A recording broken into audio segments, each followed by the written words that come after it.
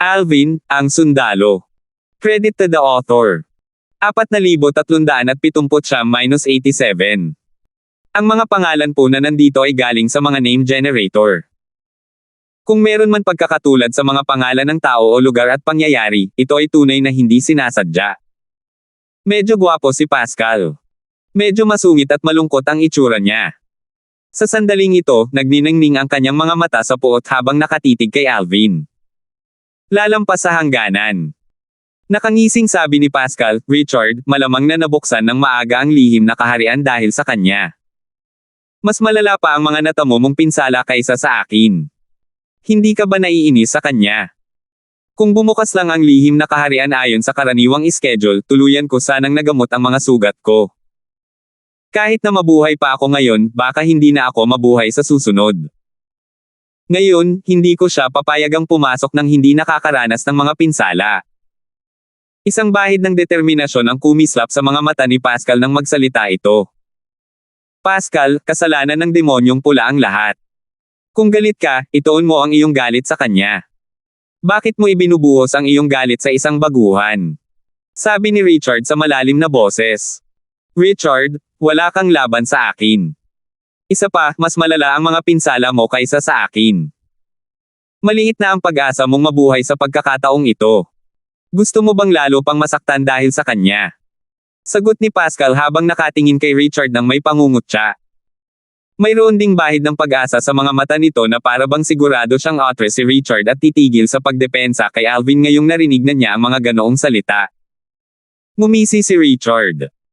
Pascal, gaya ng sinabi mo, maliit na ang pag-asa kong mabuhay sa pagkakataong ito. Malamang mamamatay ako. Gayunpaman, mas malaki ang tsansa mong mabuhay. Totoo na wala akong laban sa iyo. Gayunpaman, kung mag-aaway tayo ngayon, kahit patayin mo ako, tiwala akong masasaktan kita bago ako mamatay. Kung talagang gusto mong lumaban, hindi ako actress. Sa oras na ito, si Richard, na nawawalan na ng pag-asa na mabuhay sa lihim na kaharian, ay naiinis sa panunulsol ni Pascal ng gulo. Karaniwan siyang magagalitin, ngunit hindi niya maiwasang mainas ngayon. Samantala, hindi napigilan ni Pascal ang pagkunot ng noo nang marinig ang mga salita ni Richard. Sa katunayan, halos tiyak na mamamatay si Richard sa pagkakataong ito sa lihim na kaharian. Kaya naman, kahit makipaglaban pa sa kanya si Richard ngayon, wala nang mawawala kay Richard. Sa kabilang banda, natural lang na ayaw niyang gawin ang lahat para labanan si Richard dahil makakaapekto ito sa kanyang pagganap sa lihim na kaharian. Hindi niya maiwasang makaramdam ng inis dahil ayaw umatras ni Richard. Habang iniisip pa rin ni Pascal ang gagawin, si Alvin, na nakatayo sa tabi ni Richard, ay humakbang paaban, bago niya sinabi kay Pascal nang walang pakialam, gusto mo ba akong pigilan? Hindi inaasahan ni Pascal na si Alvin, na pinoprotektahan ni Richard, ay lalapit. Ang kanyang galit kay Alvin ay pinag-alab ni Richard, at ngayon, kay Alvin na naman ito itinoon. Galit niyang sinabi, paano kung gawin ko? Mukhang hindi ka simple.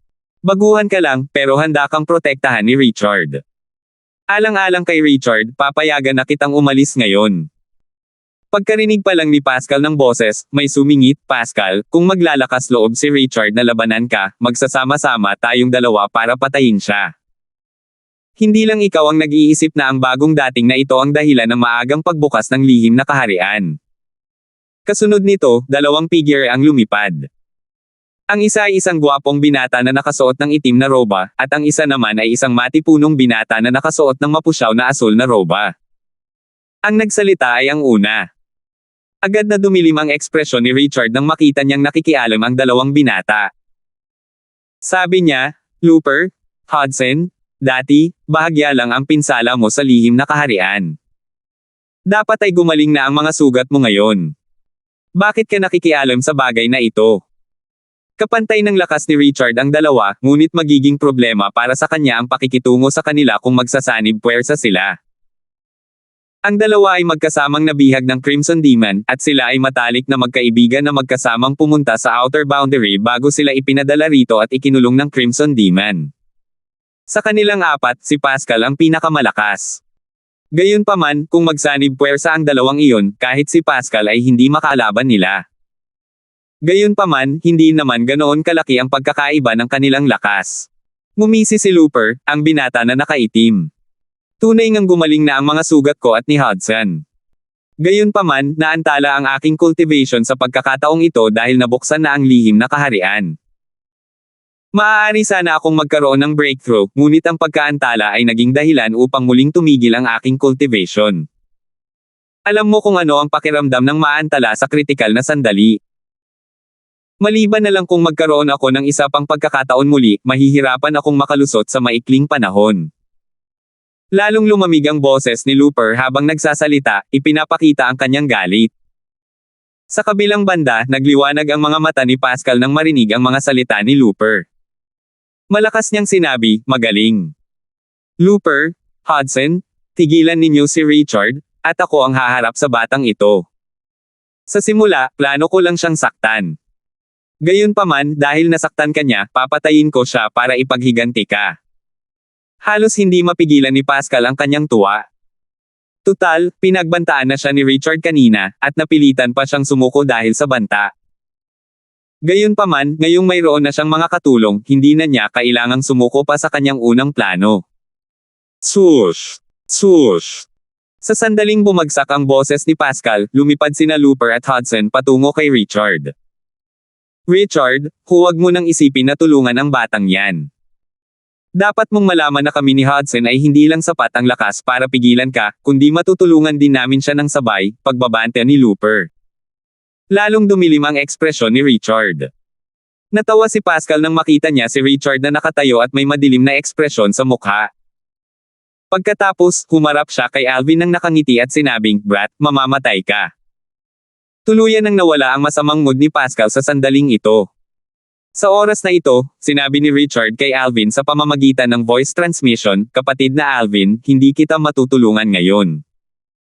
Ayos lang kung magsanib puwersa sina Looper at Hudson para harapin ako.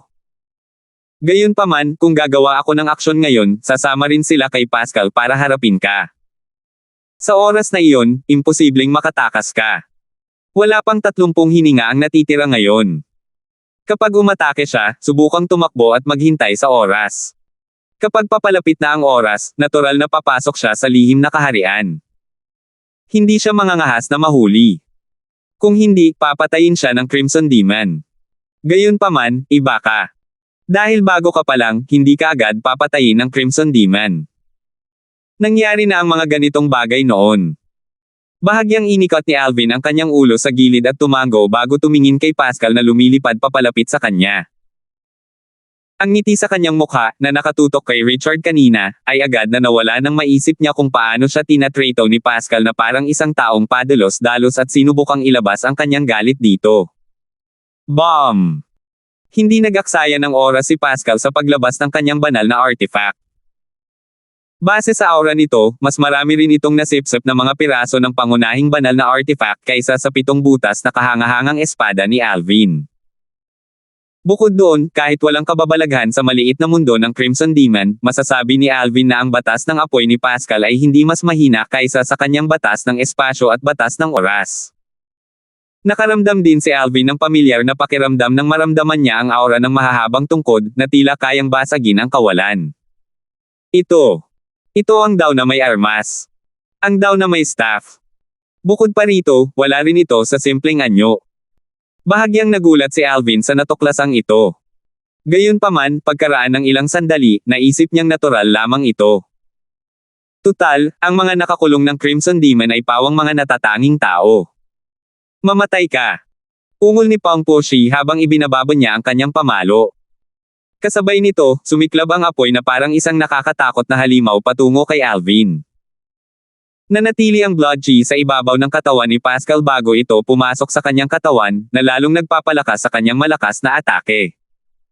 Isang nakakasukal na presyon ang agad na lumitaw nang umatake si Pascal. Sa oras na ito, maraming mga prodigy ang nagtipon-tipon upang panoorin ang kaguluhan. Mahigit 20 hininga ang natitira bago sila pumasok sa lihim na kaharian kaya nagpasya silang panoorin muna ang palabas. Gusto nilang manood ng isang kapanapanabot na laban. Mukhang balak talagang patayin ni Pascal ang batang iyon. Ginawa niya ang lahat pagkatapos niyang umatake. Malinaw na gusto niyang patayin ang bata sa isang suntok lang at mabilis na makapasok sa lihim na kaharian. Ang batang iyon ay isang intermediate supreme god lamang. Kahit hindi siya mamatay, malubha siyang masasaktan sa atake ni Pascal. Tiyak na papatayin siya ng pangalawang atake ni Pascal. Bumuhos. Bumuhos. Bumuhos. Nang umatake si Pascal, lumitaw ang berdeng enerhiya sa paligid ng Looper bago ito biglang naging mga baging. Gayon din, lumitaw ang kulay abong enerhiya sa paligid ni Hudson bago ito sumanib sa enerhiya ni Looper at kumalat sa paligid. Sa huli, ito ay naging isang harang na tumakip kina Alvin at Pascal. Nang makita ito, muling nagbago ang ekspresyon ni Richard. Hindi niya inaasahan na gagawa ng hakbang ang dalawa, na pumihil sa pagkakataon ni Alvin na tumakbo at umiwas. Inilipat niya ang kanyang enerhiya, ngunit natakpan na ng atake ni Pascal ang buong loob ng harang. Mukhang hindi na talaga maiiwasan ni Alvin ang atake. Samantala, hindi napigilan ng iba ang umiling. Ganap na pinutol nina Looper at Hudson ang daanan ng pagtakas ng bagong dating. Talagang walang awa sila. Walang saysay kung patuloy kang manood. Tara na. Kahit na mabuhay ang bagong dating, hindi niya makakayanan ang susunod na atake ni Pascal. 4,380. Sa grupo ng mga mahiwagang nilalang na ikinulong ng Crimson Demon, si Pascal ay tiyak na hindi kabilang sa pinakamalakas. Ang kanyang lakas ay nasa gitnang itaas.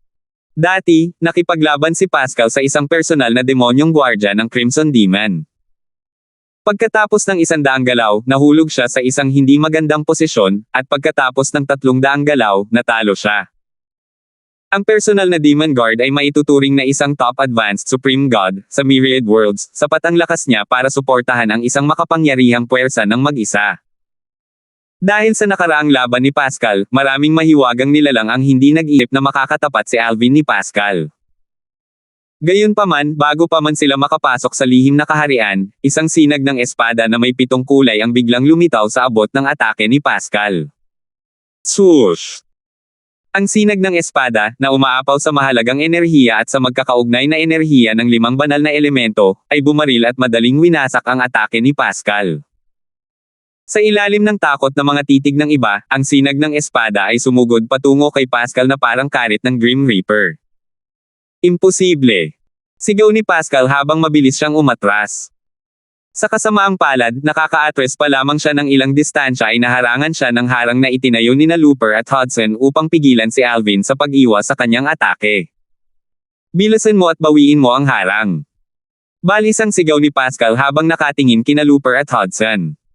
Batay sa naunang pag-atake ni Alvin, alam niyang walang duda na wala siyang laban kay Alvin. Napakalakas ni Alvin kaya madali niyang nasira ang kanyang atake. Noong nilabanan ni Pascal ang personal na bantay ng demonyo ng Crimson Demon, hindi pa siya nakaramdam ng ganito kalaking pressure. Kailangang malaman ng isa na ang personal na bantay ng demonyo ay isang top advanced Supreme God. Sa sandaling ito, alam niya na si Alvin, na isang intermediate Supreme God lamang, ay tiyak na nagtataglay ng lakas ng isang mas malakas na top advanced Supreme God.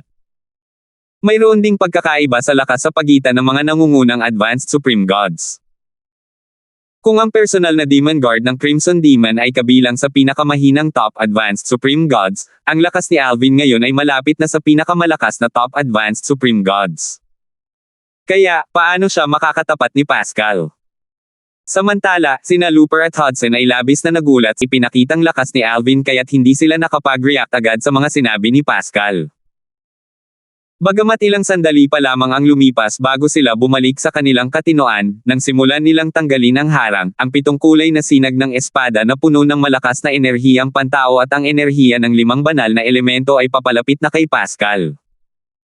Bagamat natatarante si Pascal, hindi siya tuluyang nawala sa kanyang kahinahunan at mabilis na nagdepensa laban sa atake. Tutal, isa rin siyang bihasa at natatanging at abanteng kataas-taasang Diyos. Sa oras na ito, inaasahan na ni Pascal na siya ay masasaktan. Mabilis siyang nakapagdesisyon. Susubukan niya ang kanyang makakaya upang ipagtanggol ang kanyang sarili laban sa atake ni Alvin bago niya subukang tumakas patungo sa lihim na kaharian. Hindi mahalaga kung siya ay masubitan. Kung tutuusin, maaaring mayroon pa rin siyang pagkakataon na makatakas sa kamatayan sa lihim na kaharian. Batay sa kanyang plano, malinaw na lubos niyang kinilala na si Alvin ay mas malakas kaysa sa kanya kahit na isa lamang siyang intermediate Supreme God. Sa oras na ito, patuloy na sumulong si Alvin patungo kay Pascal. Kasabay nito, walang pakialam niyang tiningnan sina Looper at Hudson, pagkatapos ko siyang patayin, kayo na ang susunod. Nagbago ang ekspresyon ni Looper at Hudson nang marinig nila ang mga sinabi ni Alvin. Takas tayo. Nagpalitan ng tingin sina Looper at Hudson bago sila determinadong tumakas patungo sa lihim na kaharian. Dahil huminto sina Looper at Hudson sa kalagitnaan ng proseso ng pag-atres ng harang, aabutin ng ilang oras bago tuluyang mawala ang harang. Sa ganitong mga pangyayari, si Pascal, na nagplano na ng kanyang pagtakas, ay naramdaman ang harang sa kanyang likuran at tumingin kay Alvin nang may ekspresyon ng kawalan ng pag-asa. Huli na ang lahat. Sa ilalim ng mapagmatsyag na mga mata ng lahat, ang mabangis na sinag ng espada ni Alvin ay tumagos sa huling depensa ni Pascal at pinatay si Pascal. Nang mamatay si Pascal, kara-rating lang nina Looper at Hudson sa pasukan ng lihim na kaharian. Naging malungkot ang kanilang mga ekspresyon nang masaksihan ang pagkamatay ni Pascal. Kung alam lang nila na napakalakas ng bagong dating, hindi sana nila ito pinanggahasan. Tutal, nang ahas lang silang gawin iyon dahil may kumpiyansa silang matatalo ang kabilang panig. Tumakbo. Matapos masaksihan ang pagkamatay ni Pascal, hindi na nagatubili ang dalawa. Mabilis silang tumalikod at pumasok sa lihim na kaharian, at naglaho sa harap ng lahat. Samantala, kinuha lamang ni Alvin ang kilalang banal na artifact ni Pascal pagkatapos niyang patayin si Pascal. Ang singsing na pangkalawakan ni Pascal ay kusang nawasak pagkamatay niya, at ang mga laman nito ay tinangay sa magulong espasyo. Para itong paghahanap ng karayom sa tumpok ng dayami para mahanap ang laman. Hindi nagtagal pagkamatay ni Pascal, tuluyan ding naglaho ang harang nina Looper at Hudson. Ang grupo ng mga prodigy, napapasok na sana sa lihim na kaharian bago sila huminto upang panoorin muli ang laban, ay tumingin kay Alvin ng may gulat. Ilang paghinga lamang ang lumipas mula sa sandaling umatake si Pascal hanggang sa sandaling ito ay namatay, at sa ilang paghinga lamang, ang kanilang impressions bagong dating ay ganap na nagbago. Maging si Richard, na siyang tumayo para kay Alvin, ay nakatingin kay Alvin na may gulat na ekspresyon sa mukha. Nang maisip niya kung paano niya gustong protektahan si Alvin kanina, namula ang mukha niya sa kahihiyan at isang pilyong ngiti ang lumitaw sa mukha niya. Dahil sa lakas ni Alvin, hindi na kailangan ni Alvin ang kanyang proteksyon. Kahit pasabay na salakayin ni Pascal, Looper, at Hudson si Alvin, maaaring hindi sila ang makakatapat ni Alvin. Kapag ang lakas ng isang tao ay umabot sa isang tiyak na antas, at ang pagkakaiba sa lakas sa pagitan ng isa at ng kanyang mga kalaban ay malaki, halos imposibleng manalo sa pamamagitan ng bilang. Sa bagay na ito, ang kalidad ay mas mahalaga kaysa sa dami. Mabilis silang tumakbo palayo, nakangising sabi ni Alvin habang nakatingin sa pasukan ng lihim na kaharian. Hindi siya mahilig maghanap ng gulo, pero hindi ibig sabihin noon ay takot siya sa gulo. Kung may makakasakit sa kanya, sila ang magbabayad ng kapalit. Sana hindi kayong dalawa mamatay sa lihim na kaharian, naisip ni Alvin sa sarili. Sa oras na ito, sinabi ni Richard, kapatid na Alvin, malapit nang matapos ang oras. Mga isang dosenang hininga na lang ang natitira. Magiliw nang umiti si Alvin kay Richard nang marinig ang mga salitang ito bago ito lumipad patungo sa lihim na kaharian. Mula simula hanggang katapusan, hindi nag-alala si Alvin na magalit ang demonyong pula matapos niyang patayin si Pascal.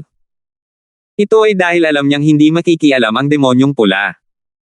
Nang kara-rating niya lang, nalaman niya kay Richard na walang pakialam ang demonyong pula kung mag-away ang mga mahiwagang nilalang. Kung ang isa ay mapatay, sa paningin ng demonyong pula, nangangahulugan lamang ito na ang isa ay walang kakayahan at hindi karapat-dapat na maging kanyang bagong katawan. Kaya naman, hindi nag-alala sina Alvin at Pascal nang maglaban sila. Nang makitang nakapasok na si Alvin sa lihim na kaharian, sumunod din si Richard. Isang mapait na ngiti ang makikita sa kanyang mukha habang iniisip niya, kay Nina, pinaalalahanan ko si Brother Alvin na mag-ingat, gayunpaman, tila kalabisan na ang aking paalala. Sa lakas ni Brother Alvin, maliban na lang kung gagawa ng hakbang ang Crimson Demon, hindi mahirap para sa kanya na mabuhay sa lihim na kaharian. Bagamat ang mga hamon sa lihim na kaharian ay hindi lahat naglalayong subukan ang lakas ng isang tao, ang pagkakaroon ng matinding lakas ay nagbibigay pa rin ng kalamangan. Sa alaala ni Richard, iisa lamang ang pinakamataas na kataas-taasang Diyos na namatay sa lihim na kaharian. Matapos makapasok sina Alvin at Richard sa lihim na kaharian, ang iba ay bumalik din sa kanilang katinoan at pumasok sa lihim na kaharian. Kasabay nito, masigasig silang nag-usap sa isa't isa. Hindi ko talaga inaasahan na ganito kalakas si Alvin. Paano siya naging ganito kalakas? Kahit na malalim ang kanyang pag-unawa sa batas ng kalawakan, hindi pa rin ito umaabot sa perpektong anyo. Gayunpaman, ang kanyang sword daw ay napakalakas. Bagamat malakas ang kanyang sword daw, imposibleng mapalakas nito ng ganito kalakas. Hindi mo ba naramdaman ang abnormalidad sa kanyang enerhiya kanina noong umatake siya? May tumulong sa kanya. Tama. Naramdaman ko ang mga enerhiya ng banal na puno ng buhay at ng 5 banal na elemento. Ang mga mahiwagang nilalang ay lubos na maalam, at ilan sa kanila ay nagtataglay din ng banal na elemento. Ang mga nagtataglay ng mga banal na elemento ay binalaan din ng kani-kanilang mga banal na elemento at sinabihan na si Alvin ay hindi isang taong kaya nilang pukawin. Ito ang enerhiya ng 5 banal na elemento. Ang kanyang mga banal na elemento ay hindi mas mahina kaysa sa akin. Imposibleng lumunin ako ng kanyang Chaos Divine Earth, ngunit sa tulong ng iba pang mga banal na elemento, wala akong anumang pagkakataon. Tandaan, huwag mo siyang guluhin. Kung gagawin mo iyon, hindi kita tutulungan. Hindi ko siya kayang guluhin. Sa totoo lang, hindi ko kayang guluhin ang kanyang 5 banal na elemento.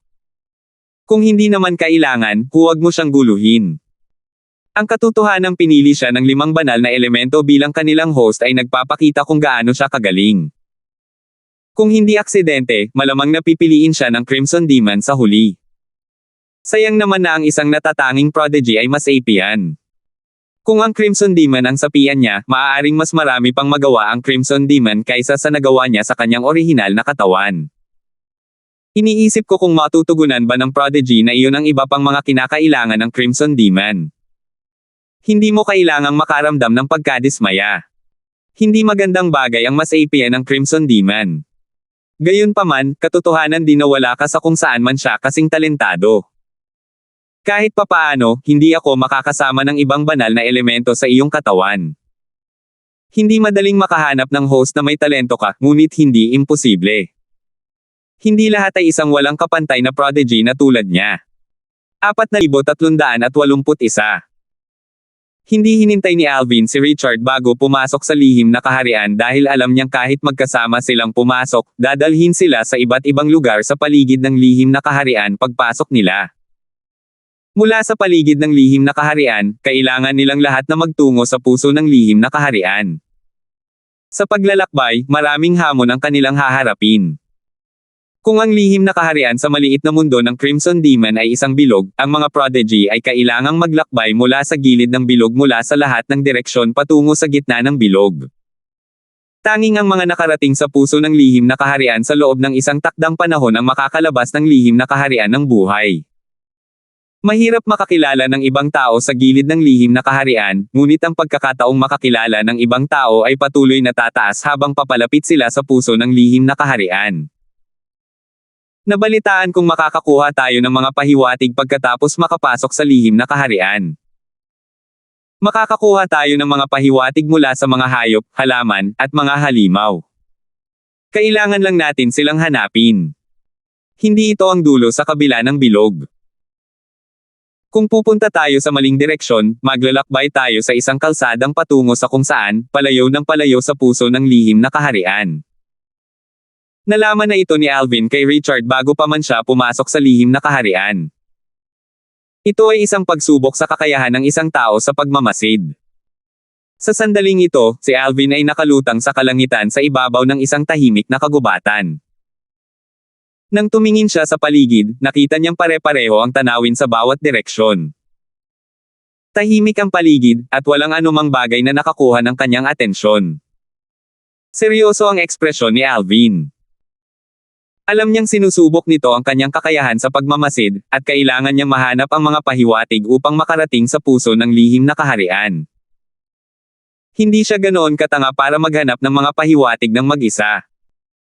Mabilis niyang binuksan ang kanyang maliit na mundo at humingi ng tulong sa 5 banal na elemento. Ang 5 banal na elemento ay nabuo mula sa enerhiya ng espiritu ng langit at lupa. Dahil dito, sila ay napakasensitibo sa kanilang kapaligiran. Sa bagay na ito, si Alvin, isang tao, ay mas mababa sa kanila. Iba ang punong iyan sa iba, sabi ng Clear Heaven Divine Wood habang itinuturo ang isang puno sa di kalayuan sa kanan ni Alvin bago niya ay talye ang mga abnormalidad ng puno. Matapos makinig sa Clear Heaven Divine Wood, tiningnan ni Alvin ng mas malapitan ang puno. Sa unang tingin, ang puno ay mukhang walang pinagkaiba sa ibang mga puno, ngunit pagkaraan ng ilang sandali, napansin niya na mahigit sa kalahati ng mga sanga sa puno ay kakaibang nakaturo sa isang direksyon. Dahil sa dami ng mga luntiang dahon sa mga sanga, kung wala ang Clear Heaven Divine Wood, hindi niya ito matutuklasan mula sa malayo, at kailangan niyang baliktarin ang mga dahon upang matuklasan ang anomalya na ito. Bilang elemento ng kahoy, natural na madaling maramdaman ng Clear Heaven Divine Wood ang pagkakaiba.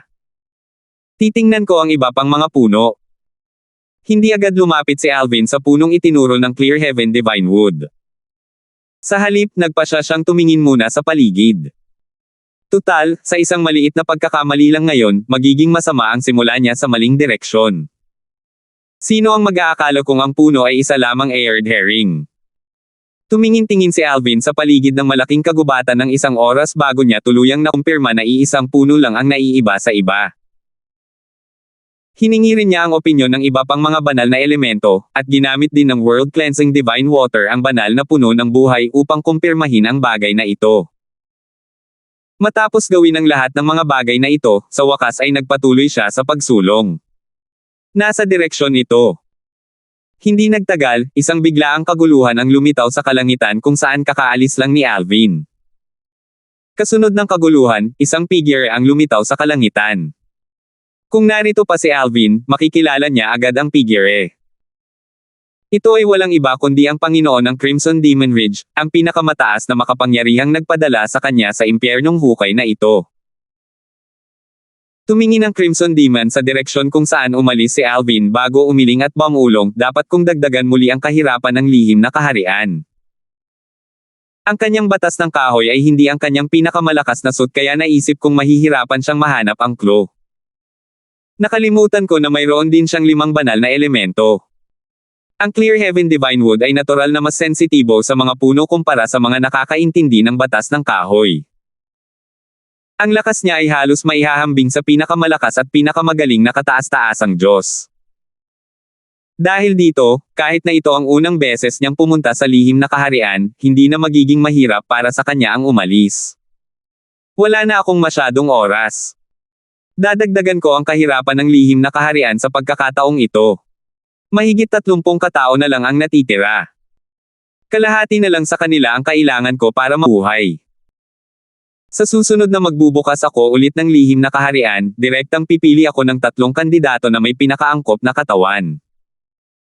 Nagliwanag ang mga mata ng Crimson Demon sa kasakiman habang patuloy siyang bumubulong sa sarili, umaasa ako na si Alvin ang may pinakaangkop na katawan para sa akin. Kontento na ako sa kanyang katawan. Bata pa siya, makapangyarihan, at kaakit-akit. Sa pagkakataong ito, susubukan kong agawin ang likido mula sa banal na bukal mula sa kanya. Tingnan natin kung posible para sa akin na pilitin siyang ilabas ito. Samantala, natural na walang alam si Alvin sa masamang plano ng Crimson Demon. Nagpatuloy siya sa pagsulong matapos makumpirma na tama ang kanyang tinatahak. Kasabay nito, madali niyang nalampasan ang mga checkpoint at hamon na kanyang naranasan sa daan gamit ang kanyang pambihirang lakas. Maaaring mahirap ang mga pagsubok na ito sa simula para sa mga ordinaryong intermediate supreme gods, ngunit natural na hindi naman ito naging mahirap para kay Alvin. Bagamat tumitindi ang kahirapan ng mga pagsubok habang papalayo siya, sapat pa rin ang kanyang lakas para madaling malampasan ang mga ito nang walang anumang problema. Hindi naman mahirap ang mga hamon. Kasabay nito, maraming tao sa mahigit 30 mahiwagang nilalang, kabilang si Richard, ang nahihirapan sa iba't ibang lugar. Hindi pa nakakabawi si Richard mula sa kanyang mga nakaraang pinsala. Sa pagkakataong ito, muling tumindi ang kahirapan sa lihim na kaharian. Natural lamang na nahihirapan siya. Talagang mamamatay ako sa susunod na pagsubok.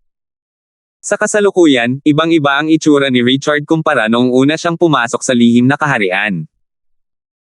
Hindi lang punit-punit ang kanyang damit, kundi may bahid din ito ng dugo mula sa kanyang mga sugat. May bahid din ng dugo ang kanyang mukha. Hinihingal siya habang gumagalaw, at mukhang pagod na pagod siya. Magpahinga muna ako. Hindi. Kung magpahinga ako, baka direktang dumating sa akin ang susunod na pagsusulit. Dati, nakaranas na si Richard ng ganitong sitwasyon. Kaya naman, naging mapagmatsyag na siya ngayon. Pagkatapos ng ilang sandali ng paglalakbay, sa wakas ay naharap ni Richard ang susunod na pagsubok. Isang napakalaking demonyo ang lumitaw sa pagsubok na ito at lalong nagpahirap kay Richard. Masyado itong malakas. Baka mapatay ko siya noong nasa kasagsagan pa ako ng buhay, pero ngayon. Tiningnan ni Richard ang demonyong sumusugod papalapit sa kanya nang may ekspresyon ng kawalan ng pag-asa at mga matang puno ng ayaw. Bagamat ayaw niyang mamatay, wala na siyang lakas ng loob o lakas para lumaban pa.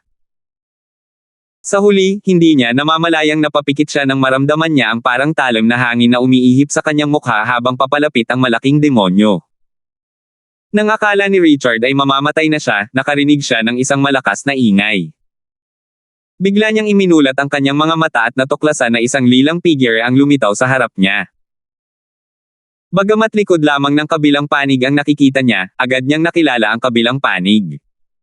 Kapatid na Alvin. Dumating si Alvin sa kritikal na sandali. Kakatapos lang niya ng pagsusulit kanina nang makarinig siya ng malakas na ingay mula sa lugar na ito. Dahil medyo malapit lang ito, nagpasya siyang lumapit para tingnan. Pagdating niya, nakita niya ang eksena kung saan muntik nang mapatay si Richard. Bukod kina Looper at Hudson na nakasakit sa kanya, tutulungan din ni Alvin ang lahat, lalo na si Richard na pinakakilala niya sa Crimson Demon's Little World. Tutal, kahit hindi niya kilala ang iba, pareho lang naman ang sitwasyon nila. Kung makakatulong man siya, natural lang na hindi siya mag-atubiling tumulong sa iba. Lumingon si Alvin at tumango ng nakangiti kay Richard. Gayunpaman, agad na nawala ang ngiti sa kanyang mukha, at ang kanyang ekspresyon ay lubhang nagbago. Dali-dali siyang nagpadala ng 7 kulay na sinag ng espada patungo sa mga paa ni Richard. Sayang, napakabagal pa rin niya. Bang! Nayanig ang lupang tinatapakan ni Richard bago may lumitaw na kulay abong kayumangging tusok mula sa lupa at tumusok sa katawan ni Richard. Kasunod nito, isang matinis na sigaw ang umalangaw-ngaw mula sa kailaliman ng lupa, at ang ingay ay lalong hamina ng hamina bago ito tuluyang nawala. Napakalalim ng pagkakatago nito. Hindi inaasahan ni Alvin na may isa pang makapangyarihang demonyong nakatago sa ilalim ng lupa sa pagsubok ni Richard. Bukod pa rito, ang makapangyarihang demonyo ay bihasa sa batas ng mundo. Bago pa siya magkaroon ng oras para gumanti, inatake at nasugatan na nito si Richard. Kahit mula sa malayo, malinaw na nararamdaman ni Alvin ang pagkawala ng sigla ni Richard sa kanyang katawan. Maging ang kaluluwa ni Richard ay lalong humihina. Kay kapatid na Alvin.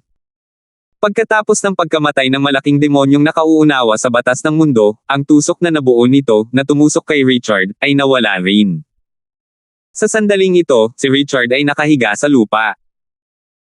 Tumingin si Richard kay Alvin nang may kislap ng pag-asa sa niyang mga mata habang mabilis na humakbang papalapit si Alvin at naglabas ng mga healing divine pills para kay Richard. Gayunpaman, tinanggihan ni Richard ang mga pildores na nakapagpapagaling at sinabing, walang silbi. Ako ang mas nakakakilala sa katawan ko. Mayroon pa akong 15 minuto na lang. Napaubo si Richard at dumura ng dugo. Kasabay nito, hirap na hirap siyang gumalaw habang inilalabas ang kanyang spatial ring at iniabot ito kay Alvin habang nahihirapang sabihin sa kabila ng kanyang pag-ubo, kapatid na Alvin, inalis ko na, ang pagmamayari ko sa spatial ring na ito, malamang na hindi, ka magiging interesado sa nilalaman nito. Gayunpaman, may isang bagay doon, hindi ako sigurado kung ano ito, ngunit maaaring makatulong ito sa iyo, kung magiging kapaki-pakinabang ito sa iyo, sana ay matulungan mo ako. Mamamatay na ako, alam kong hindi kita mapipilit na tulungan ako, ngunit, sana. 4,382. Bumalik sa kanyang katinoan si Alvin matapos bumagsak si Richard sa lupa nang nanghihina habang nakadilat ang kanyang mga mata. Komplikado ang tingin ni Alvin sa sandaling ito. Bagamat nabuhay siya ng 1,000 taon at nakaranas ng hindi mabilang na kamatayan, hindi pa rin niya maiwasang makaramdam ng kawalan ng kakayahan. Hindi niya maiwasang mag-isip kung makakatakas ba talaga siya mula sa Crimson Demon. Bago pumanaw si Richard, hiniling niya kay Alvin na tulungan ang kanyang pamilya sa kanyang angkan. Wala akong magagawa kung mamatay ako rito o mas apian ng Crimson Demon. Matutulungan ba siya? Tanong ni Alvin sa loob-loob niya. Pakiramdam niya ay minaliit ni Richard ang kakayahan niya. Marahil, isa lamang itong paraan upang makamit ang kapayapaan bago siya pumanaw, bumantong hininga si Alvin habang itinataas ang kanyang kamay. Ang batas ng buhay, kasama ang mahalagang enerhiya ng banal na puno ng buhay, ay naglinis at nagpagaling sa mga sugat sa katawan ni Richard bago itinago ni Alvin ang katawan ni Richard sa spatial ring ni Richard. Kung hindi ako makatakas, sana'y mapayapa kang makahinga roon. Kung makatakas ako, ibabalik ko ang katawan mo sa pamilya mo. Matapos itago ang singsing na pangkalawakan ni Richard na pag-aari na ngayon ni Alvin, nagpatuloy si Alvin sa kanyang paglalakbay. Dahil nasa lihim na kaharian pa rin siya, wala siyang oras para tingnan ang natukoy na bagay na binanggit ni Richard. Wala siyang duda na ang bagay na iyon ay tiyak na espesyal dahil nabanggit ito ni Richard bago siya namatay. Bukod dito, ito ay napaka-misteryoso rin dahil kahit si Richard ay hindi matukoy kung ano ito. Sa isip ni Alvin, wala siyang duda na nakuha ni Richard ang mahiwagang bagay sa labas ng mundo bago siya nabilanggo sa maliit na mundo ng Crimson Demon. Imposibleng pahalagahan ni Richard ang bagay na ito kung nakuha ito sa maliit na mundo ng Crimson Demon, at imposible ring mag-iwan ang Crimson Demon ng walang kwentang bagay sa kanyang maliit na mundo. Patuloy na sumulong si Alvin patungo sa puso ng lihim na kaharian. Bagamat patuloy na tumataas ang kahirapan ng mga pagsusulit, madali pa rin niyang naipasa ang mga pagsusulit. Kung sakaling maharap niya ang pagsubok na mahirap, sa palagay niya ay ilang mga prodigy lamang ang makakaligtas sa lihim na kaharian. Habang patuloy siyang sumusulong, natuklasan niya na ang mga pagsubok na naranasan niya ay sumusubok sa kanyang katalinuhan at kakayahang tumugon. Kung walang sapat na katalinuhan at kakayahang tumugon, magiging mahirap na makapasa sa mga pagsusulit na ito kahit na ang isa ay napakalakas. Walang kaalam-alam si Alvin na sinusubaybayan ng Crimson Demon ang kanyang pag-unlad sa lihim na kaharian. Si Alvin talaga ang pinakanamumukod tangi sa mga prodigy. Walang kapintasan ang kanyang pagganap. Mayroon ding ilang mga prodigy na tila nagkakaroon ng magaan na panahon sa lihim na kaharian na ito. Itataas ko ang kahirapan sa pinakamataas sa susunod na lihim na kaharian. Sa oras na iyon, titingnan natin kung gaano karaming mga prodigy ang makakaligtas. Sa huli, kung mayroong ilang angkop na kandidato tulad ni Alvin, pipiliin ko si Alvin. Bagamat ang Crimson Demon ay nakatuon lamang kay Alvin, minomonitor din niya ang iba pang mga prodigy. Natural lamang na mataas ang pagtingin niya kay Alvin kumpara sa iba. Tutal, si Alvin ay hindi lamang nagtataglay ng napakaraming likido mula sa banal na bukal, kundi si Alvin na mahigit 1,000 taong gulang na ay siya ring pinakabata sa grupo ng mga prodigy. Higit sa lahat, si Alvin, na isang intermediate Supreme God ngayon, ay malapit ng maging isang advanced Supreme God. Kung walang mga hindi inaasahang pangyayari, malamang na si Alvin ay magiging isang advanced Supreme God bago umabot sa 2,000 taong gulang. Wala nang interesanteng panoorin ngayon. Akala ko makakahanap ako ng paraan para makuha ang likido mula sa banal na bukal mula sa kanya, pero napakadali lang ng mga pagsubok para gawin ko. Bukod pa rito, hindi ko rin naman pwedeng biglaang dagdagan ang kahirapan ng mga pagsubok. Kung hindi, mag-aalala siya. Kalimutan mo na yan, mas mabuting huwag ko na siyang pilitin ng husto ngayon. Kung sisirain niya ang kanyang spatial ring bago ko pa siya maangkin, hindi ako makakakuha kahit isang patak ng likido mula sa banal na bukal.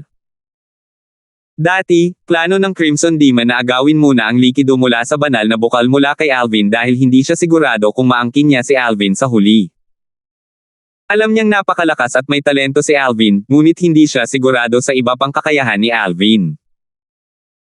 Gayunpaman, pagkatapos ng ilang sandali ng pagsubaybay, medyo nasiyahan siya sa pagganap ni Alvin.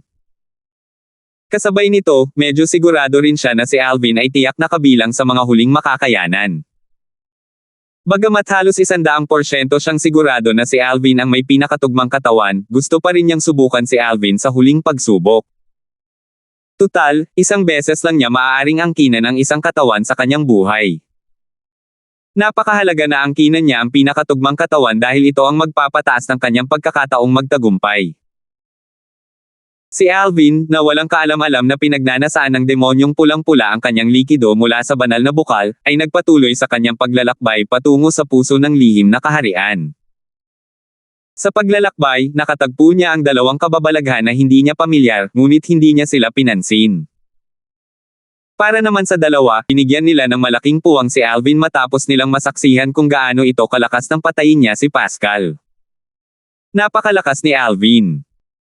Isa lamang siyang intermediate Supreme God, ngunit kapantay siya ng mga nangungunang Advanced Supreme Gods. Kapag naging Advanced Supreme God na siya, marahil, 2 tao na lang sa atin ang makakapantay sa kanya. Napilitang magsanib puwersa ang 2 prodigy upang makapasa sa mga pagsusulit sa lihim na kaharian.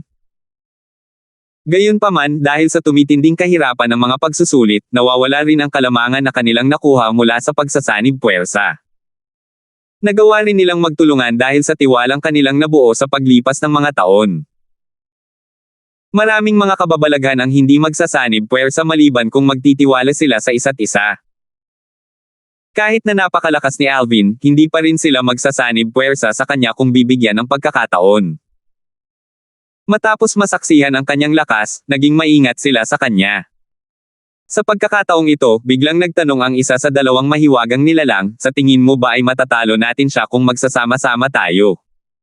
Baliw ka ba? Hindi natin matatalo sina Looper at Hudson, lalo na si Alvin.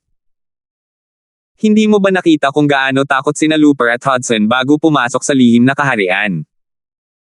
Pabulaanan ng isa pang mahiwagang nilalang habang umiiling.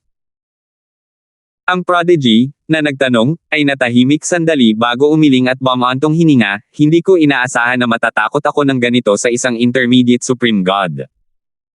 Isa siyang tunay na halimaw. Nang sa wakas ay nakarating si Alvin sa puso ng lihim na kaharian, nakakita siya ng isang napakalaking transportation formation. Ang formation ay kumikinang ng husto tuwing may isang prodigy na papasok sa formation, at ang liwanag ay naglalaho kapag nawala na ito sa paningin. Pagdating ni Alvin, nakita niya ang isang binata na nakaitim at matamlay na nakatayo sa formation. Nagpalitan sila ng tingin bago nawala ang binata na nakaitim. Medyo mas maaga siyang dumating, at mukhang wala naman siyang natamong pinsala. Isa siguro siya sa pinakamalakas sa grupo ng mga prodigy na nabanggit ni Richard. Ilang taon na ang nakalilipas, nabanggit ni Richard ang ilang mga mahiwagang Diyos na siyang mga nangungunang kataas-taasang Diyos. Alam ni Alvin na hindi siya mas mahina kaysa sa binata na nakaitim na kakaalis lang. Tutal, hindi niya ginamit ang 5 banal na elemento at ang banal na puno ng buhay noong sumasailalim siya sa mga pagsubok. Nagkaroon din ng kaunting pagkaantala nang makasalubong niya si Richard. Umalis muna tayo rito. Madali lang ang lihim na kaharian na ito pero maaaring hindi ganito sa susunod na lihim na kaharian. Iniisip ko kung may nakuha ba sina Sister Water at ang banal na puno ng buhay mula sa lihim na kaharian na ito. Bago makarating sa puso ng lihim na kaharian, natagpuan ni Alvin na medyo mahirap ang huling 2 pagsubok. Gayunpaman, hindi siya humingi ng tulong sa 5 banal na elemento at sa banal na puno ng buhay dahil abala sila. Bahagi ito ng kanilang plano na tulungan si Alvin na makatakas mula sa demonyong Crimson. Sana may natutunan sila sa karanasang ito dahil mapapataas nito ang tsansa kung makatakas mula sa Crimson Demon. Bukod doon, ayon kay Sister Water, kung magiging isang Advanced Supreme God ako, tataas ng malaki ang tsansa kung magtagumpay. Mapapataas nito ang aking success rate mula 50% hanggang sa hindi bababa sa 70%. 4,383. Nang bumalik sa kanya ang paningin ni Alvin, natuklasan niyang nakaalis na siya sa lihim na kaharian at bumalik sa lugar kung saan sila banihag ng Crimson Demon. Ang binata na nakaitim na umalis sa unahan niya ay umalis na rin, wala nang makita. Pagkatapos makabalik sa kanyang kuweba, tinanong ni Alvin ang world-cleansing divine water sa kanyang little world, Sister Water, mayroon ba kayong nakuha ng divine tree of life mula sa lihim na kaharian na binuksan ng Crimson Demon? Bagamat hindi pa nakakausap ni Alvin ang banal na puno ng buhay, alam niyang mayroon itong sariling kamalayan. Hindi pa ito makakausap sa kanya ngayon dahil hindi pa ito nakakabalik sa tugatog nitong kalagayan. Tanging ang 5 banal na elemento na gumugol ng maraming taon kasama nito ang makakausap nito sa sandaling ito. Hindi na kailangang sabihin, bagamat hindi siya makakausap ang banal na puno ng buhay, makakatulong pa rin ito sa kanya kapag naramdaman nitong nasa panganib siya. Tulad ng inaasahan ko. Walang espesyal sa lihim na kaharian, sagot ng World Cleansing Divine Water, ang lihim na kaharian sa maliit na mundo ng Crimson Demon ay nilikha sa tulong ng kanyang banal na puno ng buhay. Sa madaling salita, ang enerhiyang sumusuporta sa lihim na kaharian ay nagmula sa banal na puno ng buhay sa kanyang maliit na mundo. Matapos talakayin ang bagay na ito kasama ang iba pang mga banal na elemento, napagpasyahan namin na ang pinakamagandang oras para makatakas ka sa lugar na ito ay kapag bukas ang susunod na lihim na kaharian. Dahil dito, kailangan mong mag-cultivate ng masigasig bago muling magbukas ang lihim na kaharian. Mas malaki ang posibilidad na makatakas ka kung ikaw ay isang advanced na kataas-taasang Diyos kapag pumasok ka sa lihim na kaharian. Gaya ng kanilang naunang haka-haka, nalaman ni Alvin mula sa World Cleansing Divine Water na ang lihim na kaharian ay sinusuportahan ng Divine Tree of Life ng Crimson Demon. Ang Divine Tree of Life ni Alvin ay dating nag-ugat sa Little World ng isang Supreme Powerhouse. Dahil dito, pamilyar din ito sa mga pamamaraan at kinakailangan para sa isang Supreme Powerhouse upang lumikha ng isang lihim na kaharian sa kanyang Little World. Kasama ng kaalaman ng World Cleansing Divine Water, lahat ay may kumpiyansa na tutulungan si Alvin na makatakas mula sa Little World ng Crimson Demon. Mataas na kataas-taasang Diyos, kumislap ang mga mata ni Alvin habang iniisip niya ang sarili. Huminga siya ng malalim para kumalma bago niya inilabas ang singsing na pangkalawakan na ibinigay sa kanya ni Richard at inilabas ang mahiwagang bagay na binanggit ni Richard bago siya namatay. Ang bagay ay bilog, at mukhang isang tanda ng kaayusan. May mga masalimuot at sinaunang mga ukit sa ibabaw ng bagay na hindi pamilyar kay Alvin. Hindi niya matukoy kung ang mga ukit ay mga larawan lamang o mga salita. Bukod doon, ang material na pinagkunan ng bagay ay napakapambihira na kahit ang 7 butas na kahangahangang espada ay hindi makapag-iwan ng kahit isang gasgas dito. Noong una, inakala ni Alvin na ang bilog na bagay ay isang malalim na banal na metal dahil halos kamukha ito ng malalim na banal na metal sa sinaunang anyo nito.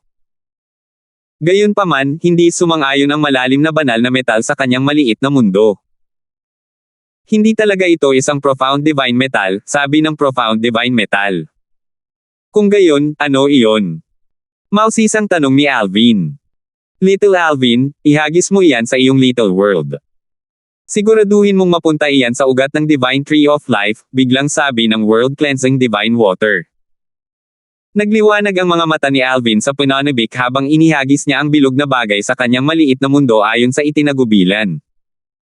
Nakikita niya na ang World Cleansing Divine Water ay naglalayong tingnan ito ng Divine Tree of Life. Bakit hindi ko agad naisip yun? Tutal, ang banal na puno ng buhay ay dating nakaugat sa maliit na mundo ng isang kataas-taasang makapangyarihang tao kaya siguradong marami itong alam. Maaaring hindi namin makilala ni Richard ang bagay na yon, pero maaaring hindi ganoon ang kaso ng banal na puno ng buhay. Pinanood ni Alvin ng may pag-asam ang banal na puno ng buhay na nagliliwanag ng napakaliwanag. Habang umaabot ang mga sanga ng banal na puno ng buhay patungo sa bilog na bagay, isang mahinang enerhiyang dulot ng bilog na bagay ang nagliwanag at sinubukang pigilan ang mga sanga sa paglapit dito. Gayunpaman, wala itong kapantay sa enerhiyang dulot ng banal na puno ng buhay at mabilis itong napatay. Mayroon itong vital energy. Ano nga ba talaga ito? Nagulat si Alvin nang makita ang purong vital energy mula sa spherical order token. Bagamat mahina ang enerhiya, kapareho ito ng enerhiya ng Divine Tree of Life. Mas puro rin ito kaysa sa vital energy ni Alvin nang gamitin niya ang batas ng buhay. Ayon sa World Cleansing Divine Water, kailangan niyang maunawaan ang batas ng buhay sa perpektong anyo kung gusto niyang makagawa ng ganoong purong enerhiya. Ang mga sanga ng Divine Tree of Life ay pumulupot sa paligid ng Spherical Order Token bago sila naglabas ng banayad na daloy ng vital energy papunta rito. Sa una, naguluhan si Alvin, ngunit pagkaraan ng ilang sandali, nanlaki ang kanyang mga mata sa gulat nang makita niya ang Spherical Order Token na sakam na nilalamon ang vital energy mula sa Divine Tree of Life. Gayunpaman, hindi man lang lumaban ang Divine Tree of Life at hinayaan ang spherical object na sumipsip ng vital energy nito. Hindi napigilan ni Alvin na tanungin ang World Cleansing Divine Water, Sister Water, anong nangyayari? Hindi rin ako sigurado, sagot ng World Cleansing Divine Water, tinanong ko na ang Divine Tree of Life tungkol dito, pero walang sumasagot. Mukhang nakakainis para sa kanya na sumagot. Maghintay muna tayo. Kahit hindi ako sigurado sa nangyayari, nararamdaman ko na kusang hinahayaan ng Divine Tree of Life na higupin nito ang mahalagang enerhiya nito. Hindi ko alam kung ano ang bagay na iyon, pero sigurado akong hindi ito ordinaryo. Pagkatapos ng isang paghinto, nagtanong siya ng may kuryosidad, Little Alvin, saan mo nakuha iyon? Ikinwento ni Alvin sa World Cleansing Divine Water ang tungkol kay Richard at sa lahat ng nangyari. Matapos makinig kay Alvin, hindi napigilan ng World Cleansing Divine Water ang mapasigaw, malaki ang utang na loob mo sa kanya kung sakaling maging kapakpakinabang sa iyo ang bagay na ito.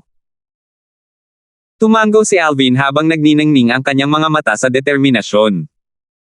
Kahit na walang silbi sa akin ang bagay na ito, tiyak na isa sa katuparan ko ang kanyang huling kahilingan sa abot ng aking makakaya dahil sa kanyang tiwala sa akin. Isa kang responsableng tao, Little Alvin, sabi ng World Cleansing Divine Water. Kasunod nito, sina Alvin at ang World Cleansing Divine Water ay naghintay ng tugon mula sa Divine Tree of Life. Pagkatapos ng 3 araw at 3 gabi, sa wakas ay tumigil na ang banal na puno ng buhay sa pagbibigay ng mahalagang enerhiya sa Spherical Order Token. Kung ikukumpara sa simula, ang liwanag ng banal na puno ng buhay ay lumabo na. Malinaw na naubos nito ang malaking halaga ng mahalagang enerhiya. Nang makita ito, hindi na humingi ng tugon si Alvin mula sa banal na puno ng buhay.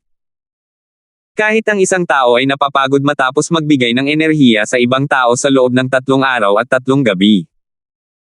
Maya-maya, ang nasa sabik na boses ng World Cleansing Divine Water ay umalingaw-ngaw sa isipan ni Alvin. Little Alvin. Ang bagay na ibinigay sa iyo ni Richard ay isang kayamanan. Naguluhan si Alvin nang marinig niya ang mga salita ng World Cleansing Divine Water.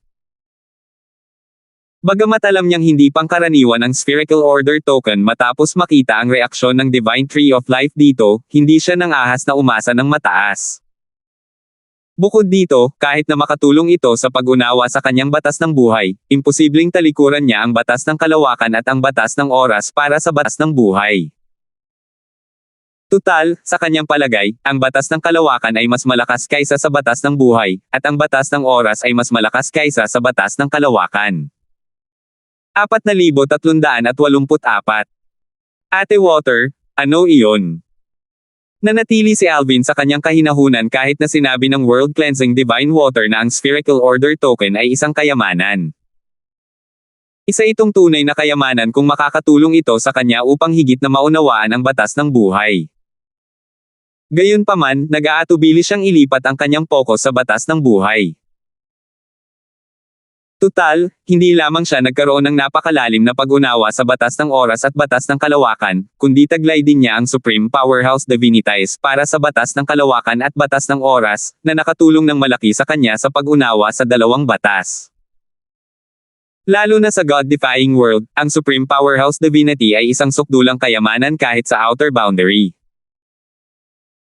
Kung ang bagay na iyon ay makakatulong sa akin na maunawaan ang batas ng buhay, iniisip ko kung ang kakayahan nito ay mas mahusay kaysa sa Supreme Powerhouse Divinity. Hindi inisip ni Alvin na ang kakayahan ng Spherical Order Token ay mas nakahihigit kaysa sa Supreme Powerhouse Divinity. Gayunpaman, matyaga siyang naghintay sa tugon ng World Cleansing Divine Water. Maaaring hindi lubos na alam ng World Cleansing Divine Water ang kasalukuyang sitwasyon ni Alvin, ngunit tiwala siyang alam nito ang kanyang mga iniisip tungkol sa batas ng buhay.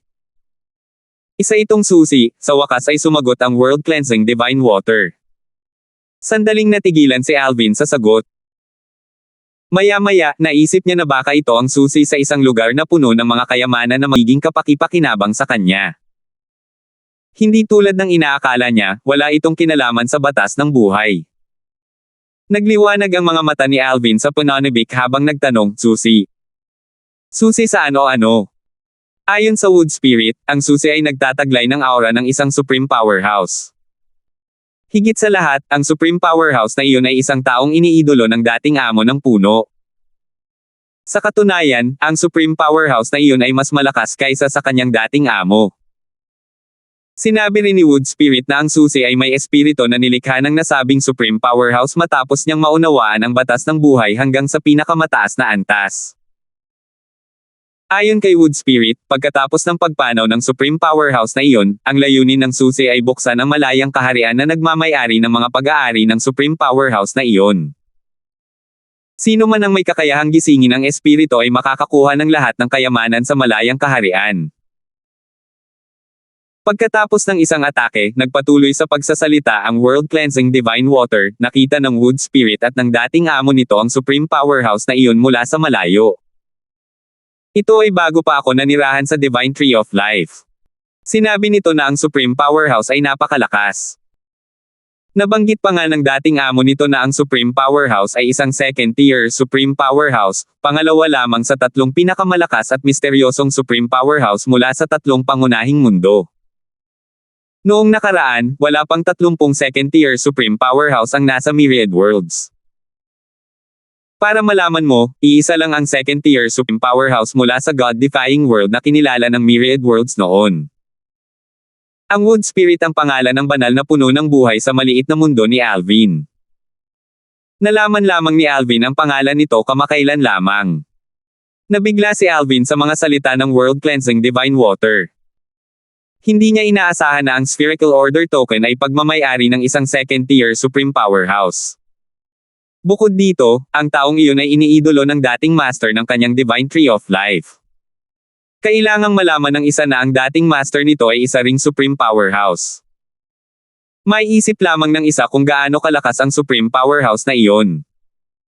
Ayon sa World Cleansing Divine Water, ang Spherical Order Token ay isang susi na iniwan ng isang second-tier Supreme Powerhouse na magbubukas ng isang malayang kaharian na nilikha ng nasabing Supreme Powerhouse. Ang taong gumising sa espiritu ng susi ay magkakaroon ng akses sa pag-aari ng Supreme Powerhouse na iyon.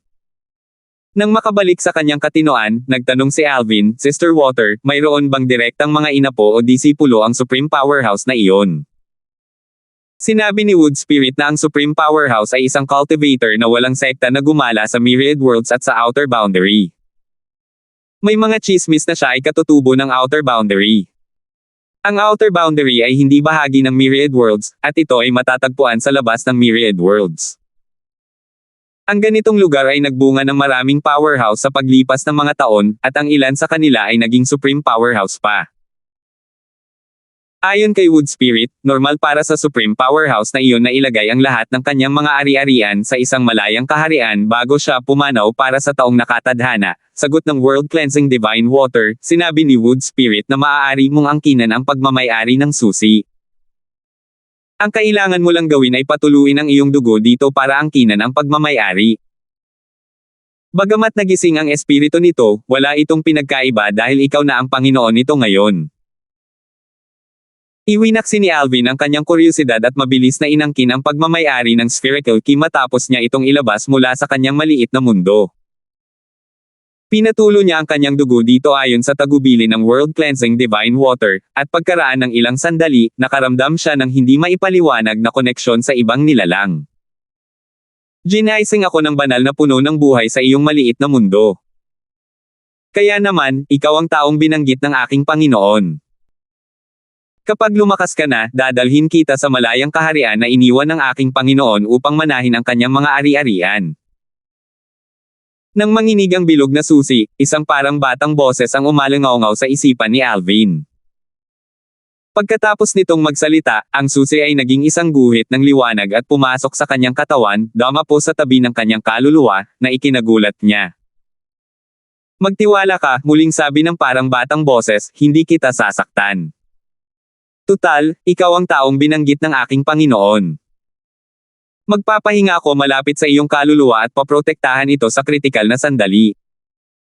Gayunpaman, limitado ang aking kakayahan. Ang pagtatanggol laban sa mga atake ng kaluluwa ang tanging kasanayan ko. Natatakot ako na wala na akong ibang matutulungan kahit na handa akong tumulong sa iyo. Nakahinga ng maluwag si Alvin matapos marinig ang mga salita ng espiritu. Kasabay nito, may pumasok na ideya sa kanyang isipan, at hindi niya maiwasang magtanong, sabi mo dadalhin mo ako sa malayang kaharian na iniwan ng iyong Panginoon pagkatapos kong lumakas. Gaano pa ba ako kalakas? Sa palagay ni Alvin, mas makabubuti kung makapasok siya sa malayang kaharian pagkatapos niya maging isang mas mataas na kataas-taasang Diyos. Sa kasamaang palad, nakatadhana siyang mabaigo sa tugon ng espiritu. Kailangan mo munang maging isang supreme powerhouse. 4,385. Isang kataas-taasang kapangyarihan. Nawalan ng sigla si Alvin nang marinig ang mga salita ng spherical key, at ang pananabik sa kanyang puso ay naglaho sa isang iglap.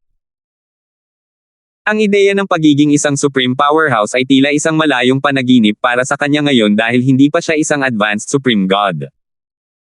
Bukod dito, kahit na matapos maging isang advanced supreme god, hindi magiging madali ang maging isang supreme powerhouse.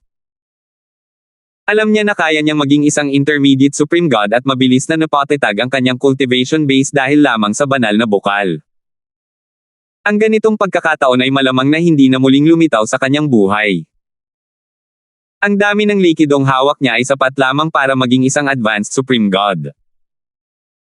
Hindi ito sapat para patatagin ang kanyang cultivation base, lalo na para matulungan siyang maging isang supreme powerhouse. Sayang naman at makakapasok lang ako sa malayang kaharian na iniwan ng supreme powerhouse pagkatapos kong maging isang supreme powerhouse, bumantong hininga si Alvin sa loob-loob niya. Inaasahan niyang makakapasok sa malayang kaharian pagkatapos niyang maging isang advanced supreme god, ngunit mabilis na nasira ang kanyang mga inaasahan dahil sa mga salita ng spherical key. Noong una, naisip kong magagamit ko ang mga kayamanan o mapagkukunan sa malayang kaharian upang mabilis ang proseso ng pagiging isang kataas-taasang makapangyarihang nilalang pagkatapos kong maging isang advanced supreme god, hindi napigilan ni Alvin na mapabuntong hininga muli. Maya-maya, mabilis siyang kumalma at ipinaalala sa sarili na ang spherical key ay ibinigay sa kanya ni Richard bago namatay si Richard. Kung makakatakas akong buhay, tiyak na tutuparin ko ang huling hiling mo para sa iyo, seryosong naisip ni Alvin sa sarili habang inaalala ang mga huling salita ni Richard. Bagamat pumanaw na si Richard, determinado siyang tuparin ang kanyang pangako. Dapat na akong kumalma at magsimulang mag-cultivate. Sana, maging isang advanced supreme god ako bago muling magbukas ang lihim na kaharian. Alam ni Alvin na ang tanging pagkakataon niya para makatakas mula sa Crimson Demon ay kapag muling nagbukas ang susunod na lihim na kaharian. Ayon sa World Cleansing Divine Water, kung hindi siya makakalusot sa kaharian ng mga advanced supreme gods, 50% lang ang tsansa niyang makatakas mula sa Crimson Demon. Gayunpaman, kahit na mas mataas ang antas ng tagumpay kung siya ay magiging isang advanced supreme god, may posibilidad pa rin na mabaigo siya. Kahit ano paman, dapat kong gawin ang lahat para mas mataas ang antas ng tagumpay. Huminga ng malalim si Alvin at kumalma bago niya inilabas ang likido mula sa banal na bukal at nagsimulang mag-cultivate. Tulad ng dati, nawala na siya sa oras habang ibinubuhos niya ang sarili sa pag-cultivate, umaasang makakapasok sa kaharian ng mga advanced supreme gods. Sa oras na ito, sunod-sunod na umalis ang ilang tao sa lihim na kaharian matapos bumalik si Alvin sa kanyang kuweba. Hindi tulad ni Alvin, sila ay nasugatan, ang ilan ay magaan at ang ilan ay malala. Isang mahinang figure ang lumabas mula sa lihim na kaharian sa sandaling ito. Nasuka siya bago dumura ng dugo, dahilan para mamaatla ang kanyang mukha. Habang pinupunasan niya ang dugo sa gilid ng kanyang mga labi, maingat niyang nilinggan ang kanyang paligid. Nang makumpirma niyang nag-iisa lang siya, sa wakas ay nakahinga siya ng maluwag. Kung alam ko lang, hindi ko sana hinamon si Alvin. Hindi ko inaasahan na ganito siya kalakas. Kung naroon si Alvin, makikilala niya agad ang lalaki. Ang lalaki ay walang iba kundi si Looper, isa sa dalawang mahiwagang nilalang na humanap ng gulo kay Alvin bago sila pumasok sa lihim na kaharian. Ang Looper noon ay mayabang at marangal, ngunit mukhang pagod at mahina na siya ngayon. Bagamat nakaligtas siya sa lihim na kaharian, malaki ang naging epekto nito sa kanya. Dahil sa kanyang mga pinsala ngayon, maaaring hindi na siya makaligtas sa susunod na lihim na kaharian. Bukod dito, na-provoke na niya si Alvin dati kaya may posibilidad na maghayganti si Alvin sa kanya at patayin siya bago muling magbukas ang lihim na kaharian. Hindi siya kayang tapatan ni Alvin kahit na nasa pinakamahusay na kondisyon ito, lalo na ngayon na malubha na ang kanyang pinsala.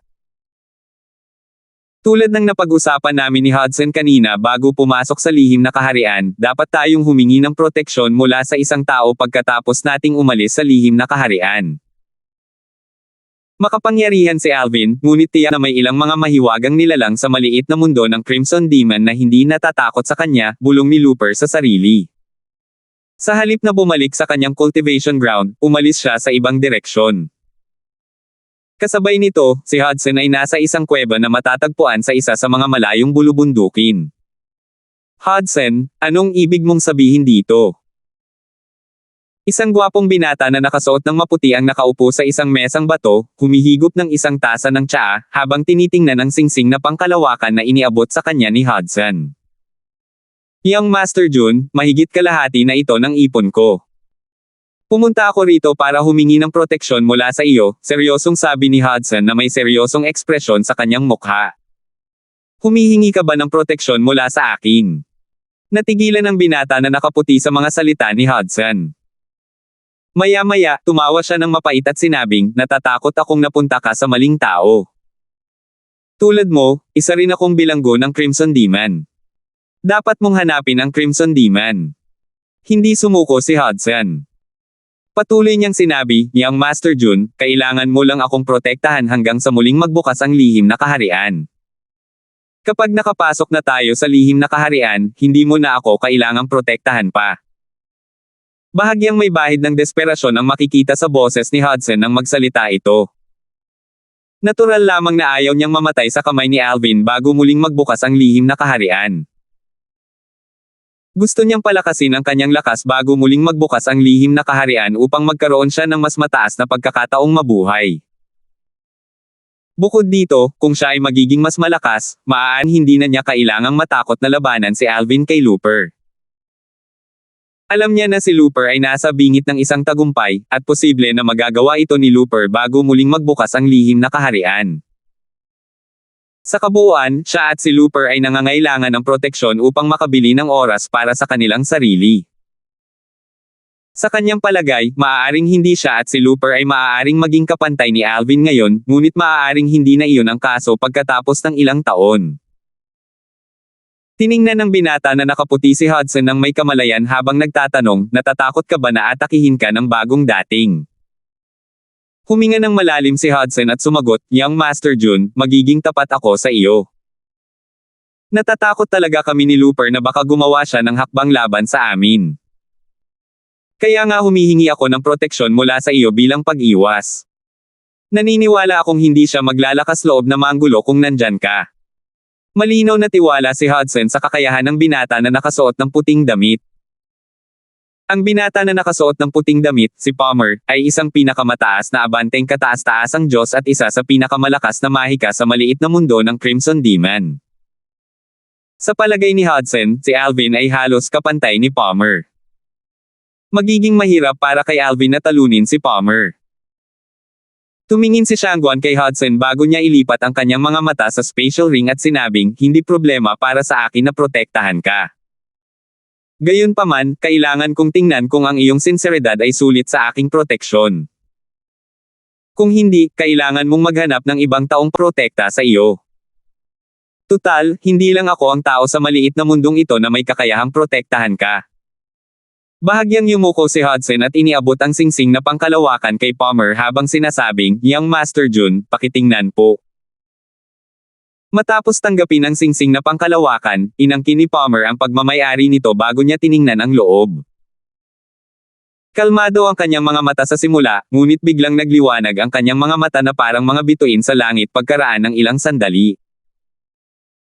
Medyo mabigat ang kanyang paghinga, at kinailangan niyang huminga ng malalim para kumalma bago tumingin kay Hudson at sinabing, "Napakabukas palad mo talaga. Wala akong dahilan para tanggihan ka. May kasunduan tayo. Kung nasa outer boundary lang tayo, hindi ko siya gagawing kaaway dahil sa kanyang mataas na likas na talento. Gayunpaman, walang dahilan para matakot ako sa kanya dito dahil lahat tayo ay naghihintay lamang ng ating kamatayan sa maliit na mundo ng Crimson Demon." Pagkatapos ng maikling paghinto, nagpatuloy si Palmer sa pagsasabing, "Mananatili ka at maglilinang dito hanggang sa muling magbukas ang lihim na kaharian. Kung lilito si Alvin, pipigilan ko siya." "Salamat, Young Master June." Tuwang-tuwa na sabi ni Hudson. Sa wakas ay nakaramdam siya ng ginhawa matapos pumayag si Palmer sa kanyang kahilingan. Nang matagumpay na makuha ni Hudson ang proteksyon ni Palmer, kararating lang ni Looper sa labas ng isang kuweba. Ang kuweba ay ang lupang tinatamnan ng isa pang mahiwagang nilalang na maihahambing kay Palmer. Matapos batiin ang mahiwagang nilalang, ipinahayag ni Looper ang kanyang intensyon at gumawa ng isang hindi mapaglabanan na alok. Katulad ni Hudson, matagumpay din siyang nakakuha ng proteksyon mula sa isang mahiwagang nilalang na isa sa pinakamalakas na mahiwagang nilalang sa maliit na mundo ng Crimson Demon. Hindi nagtagal at kumalat ang balita tungkol sa ginawa ng dalawa. Maaaring makiramay ang mga natitirang prodigy sa kanilang dalawa. Tutal, kung sila ang nasa sitwasyon ng dalawa, gagawin din nila ang pareho. Imposibleng atakihin ni na Alvin sina Looper at Hudson ngayong nasa proteksyon na nila sina Zio at Palmer. 4,386. Natural lamang na walang kaalam-alam si Alvin na sina Looper at Hudson ay takot na takot kaya't pareho silang nagbayad ng malaking halaga para umupa ng pinakamalakas na mga prodigy sa Crimson Demon's Little World para protektahan sila. Sa sandaling ito, si Alvin ay lubos na nalulong sa paglilinang, nawawala ng oras at lahat ng iba pa. Sa tulong ng banal na bukal, ang kanyang cultivation ay mabilis na umunlad, at siya ay papalapit ng papalapit sa kaharian ng mga matataas na kataas-taasang Diyos. Kahit ang Crimson Demon, na paminsan-minsang nag-e-espy kay Alvin, ay nararamdaman ang pagbabago at pagbuti sa cultivation base ni Alvin. Napakabilis talaga ng cultivation speed ng batang ito. Noong una, plano kong buksan ang Secret Realm pagkalipas ng ilang taon. Gayunpaman, batay sa kasalukuyang sitwasyon, ipagpapaliban ko ito hanggang sa maging isang advanced Supreme God siya. Ang susunod na Secret Realm ay ang huling Secret Realm. Isang tao lang ang pipiliin sa huli. Dati, nabuksan ng mas maaga ang Secret Realm. Sa pagkakataong ito, ipagpapaliban ko ang pagbukas. Bibigyan din ito ang iba ng mas maraming oras para makapagpahinga. Ang humigit kumulang 12 ng mga prodigy sa Crimson Demon's Little World na nakaligtas sa lihim na kaharian ay nag-akala na ang susunod na lihim na kaharian ay magbubukas din ng mas maaga. Inisip nila na magbubukas itong muli sa loob ng ilang taon. Gayunpaman, pagkalipas ng ilang taon, natuklasan nila na ang lihim na kaharian ay hindi nagbubukas. Pagkatapos, lumipas ang ilang taon pa, at natuklasan nila na ang lihim na kaharian ay hindi rin nagbubukas. Marahil, magbubukas ang lihim na kaharian ayon sa lumang schedule. Maraming tao ang nagbahagi ng ideyang ito. Gayunpaman, nang dumating muli ang panahon, hindi pa rin nabubuksan ang lihim na kaharian, na naging dahilan upang makaramdam ng kalituhan ang mga prodigy. Anong nangyayari? Bakit hindi pa bukas ang sekretong kaharian? Siguro, may pagkaantala dahil nabuksan ito ng mas maaga noon. Parang may hindi tama. Kahit nalilito ang mga prodigy, wala silang magagawa. Tutal, ang lahat ay nasa ilalim ng kontrol ng Crimson Demon sa lugar na ito. Sa mga prodigy, marami sa kanila ay direktang inapo ng mga Supreme Powerhouse, at ang mga Supreme Powerhouse na iyon ay palaging handang tumulong sa kanila. Sayang, wala silang paraan para humingi ng tulong sa mga Supreme Powerhouse na iyon sa Crimson Demon's Little World. Ilan sa kanila ay mayroon pang mga Jade Token na nakapagliligtas ng buhay, na makakatulong sa kanila na makipag-ugnayan sa isang kataas-taasang makapangyarihang nilalang sa labas ng mundo ngunit walang silbi sa maliit na mundo ng Crimson Demon. Hindi nakakagulat, lahat ng uri ng komunikasyon ay naputol sa maliit na mundo ng demonyong pula, kaya imposible para sa kanila na humingi ng tulong. Maingat na pinlano ng demonyong pula ang lahat, kung tutuusin. Gayon din, sina Looper at Hudson ay naguluhan din. Anong nangyayari? Hindi pa nabubuksan ang lihim na kaharian. Sa oras na ito, gumaling na ang dalawa mula sa halos lahat ng kanilang mga pinsala. Akala nila ay kailangan nilang pumasok sa lihim na kaharian na may mga sugat at hindi inaasahan na magkakaroon sila ng oras para gumaling bago pumasok sa lihim na kaharian. Sa anumang kaso, magandang balita ito para sa akin. Mukhang gagalingin ko na ang lahat ng aking mga pinsala bago muling pumasok sa lihim na kaharian. Marahil, mapapalakas ko pa ang aking lakas bago pumasok sa lihim na kaharian. Bulong ni Hudson sa kanyang sarili nang may nagniningning na mga mata. Gayon din, nagliwanag ang mga mata ni Looper at bumulong ng malalim, lumaki na ako. Maaaring hindi ako ang makakalaban ni Alvin ng mag-isa, ngunit kung makikipagtulungan ako kay Hudson, magiging napakahirap para sa kanya na patayin tayo. Kung bumuti rin ang lakas ni Hudson, maaari pa nga tayong maging kapantay niya kung magtutulungan tayo. Dahil hindi pa nabubuksan ang lihim na kaharian, ipagpapatuloy ko ang pagpapagaling ng aking mga pinsala. Kapag tuluyan na akong gumaling, mas mapoprotektahan ko ang aking sarili. Si Alvin lang ang hindi nagbigay pansin sa pagbubukas ng lihim na kaharian. Abala pa rin siya sa paglilinang at iniwan ang 5 banal na elemento upang bantayan siya. Kung may gulo, agad nila siyang aalertuhan. Hindi siya nag-aalala na hindi niya makita ang lihim na kaharian dahil ang boses ng Crimson Demon ay madyay gising sa kanya kahit hindi siya ipaalala ng 5 divine elements. Habang nagkukultibar si Alvin, hinigop niya ang likido mula sa banal na bukal at ginawang banal na enerhiya ang isang bahagi nito. Bilang resulta, patuloy na lumalakas ang kanyang banal na enerhiya. Nang sa wakas ay iminulat ni Alvin ang kanyang mga mata, matagumpay na siyang nakalusot. Sandaling nagningning ang kanyang mga mata sa pananibik bago siya mabilis na kumalma. Gaano na ako katagal naglilinang? Parang nasipsop ko na ang halos lahat ng likido mula sa banal na bukal na hawak ko. Wala pang kalahati ang natitira sa akin. Matapos suriin ang kanyang spatial ring, natuklasan niyang nabawasan na niya ang 3 kalima ng kanyang nasasakupan bago siya nagsimulang magtanim. 2 kalima na lamang ng likido mula sa banal na bukal ang natitira sa kanya. Bahagyang nanlaki ang kanyang mga mata habang tinatanong ang World Cleansing Divine Water, Sister Water, gaano na ako katagal naglilinang? 30 taon ka nang naglilinang, sagot ng World Cleansing Divine Water. 32 taon. Ang tagal. Bahagyang nagbago ang ekspresyon ni Alvin. Pagkatapos, may pumasok na ideya sa isip niya, at nagtanong, bakit hindi pa bukas ang Secret Realm? Wala pang anunsyo mula sa Crimson Demon, di ba? Hindi ko naman ito maaaring hindi napansin kahit na nag-cultivate ako. Anong nangyayari? Bukod pa rito, kung hindi ako makapasok sa Secret Realm, tiyak na hindi ako papayagan ng Crimson Demon ng ganoon kadali. Mukhang hindi pa talaga nabubuksan ang Secret Realm. Naguguluhan pa rin si Alvin sa bagay na ito nang umalangaw sa ere boses ng Crimson Demon. Ang lihim na kaharian ay magbubukas pagkatapos ng 3 buwan.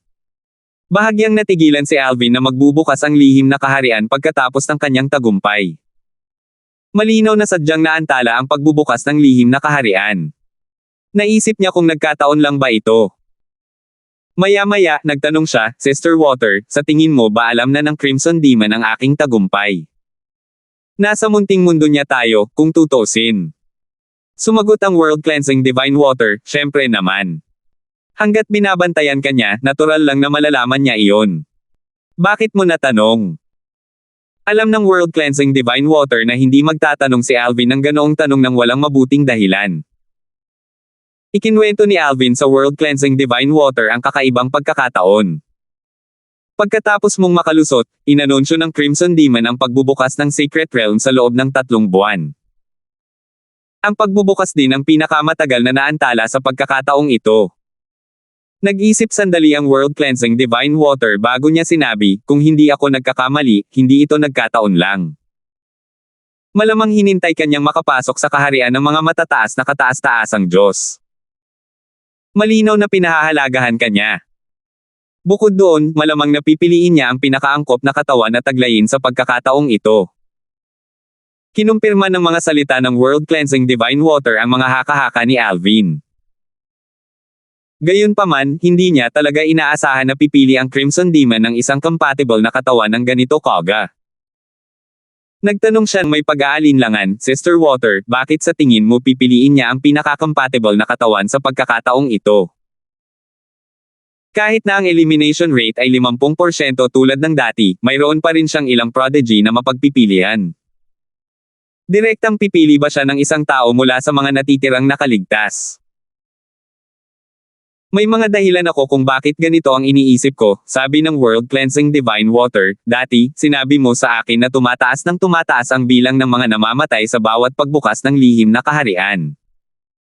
Malinaw na ang Crimson Demon ay nagiging balisa at hindi na makapaghintay pa. Tila wala siyang planong dumaan sa kanyang nalalapit na minsan sa 10,000 taong heavenly tribulation. Bukod dito, malamang na malapit na itong mangyari. Kaya naman sabik siyang magkaroon ng bagong katawan at gamitin ang teknik ng kanyang angkan upang magtago at makatakas mula sa heavenly tribulation. Naramdaman ni Alvin na may katuturan ang pagsusuri ng World Cleansing Divine Water, at agad na naging seryoso ang kanyang ekspresyon. Nang makita ang ekspresyon sa mukha ni Alvin, sinabi ng World Cleansing Divine Water, Little Alvin, hindi mo kailangang masyadong mag-alala. Ito man o hindi ang huling sikretong kaharian, ang plano ay palaging makatakas sa panahong ito, at hindi nito naaapektuhan ang ating plano. Gaman ang ekspresyon ni Alvin matapos marinig ang mga salita ng World Cleansing Divine Water. Patuloy na sinabi ng World Cleansing Divine Water, kung talagang hinintay kanyang makalusot bago buksan ang lihim na kaharian, kung gayon, hindi sinasadyang natulungan kanya. Ngayon na isa ka ng Advanced Supreme God, mas malaki ang tsansa nating matagumpay na makatakas. Kasabay nito, isang ngiti ang sumilay sa mukha ni Alvin. Kasabay nito, narinig din ng iba pang mga prodigy sa Crimson Demon's Little World ang anunsyo na naging dahilan upang manginig ang kanilang mga puso. Nandito na rin sa wakas. Matagal na nilang hinintay ang pagbukas ng lihim na kaharian, at wala sa kanila ang umasang maghihintay ng 32 taon.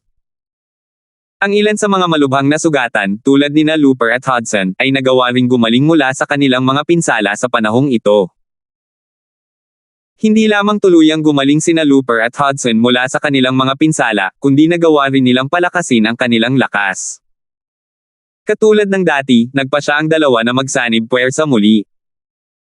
Dahil sa kanilang ugnayan at magandang samahan, hindi sila mas mahina kaysa sa kani-kanilang mga prodigy na kinuha nila upang protektahan sila kung magsanib puwersa sila. 4,387. Bagamat lumakas sina Looper at Hudson at kapantay na ng dalawang prodigy na kanilang kinuha kung magsanib puwersa sila, wala ni isa sa kanila ang umalis sa proteksyon ng dalawang prodigy.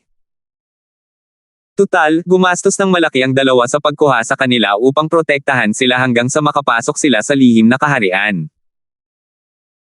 Bukod pa rito, kung magkakaroon sila ng alitan kay Alvin ngayon at masugitan bago makapasok sa lihim na kaharian, bababa ang kanilang tsansa na mabuhay. Sa oras na ito, nagpadala ng mensahe si Looper kay Hudson. Magbubukas ang lihim na kaharian sa loob ng 3 buwan. Bago iyon, hindi na natin kailangang magkita pa. Hindi aalis ang dalawang prodigy na iyon sa kanilang cultivation ground para sa atin, at mawawala ang kanilang proteksyon kung aalis tayo sa kanilang cultivation grounds.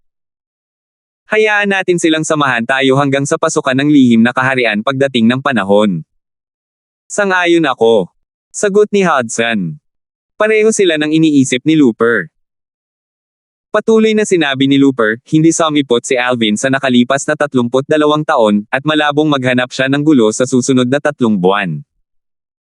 Gayunpaman, hindi pa rin natin dapat pabayaan ang ating mga bantay. Hindi na kailangang sabihin pa, sumang-ayon na naman si Hudson kay Looper.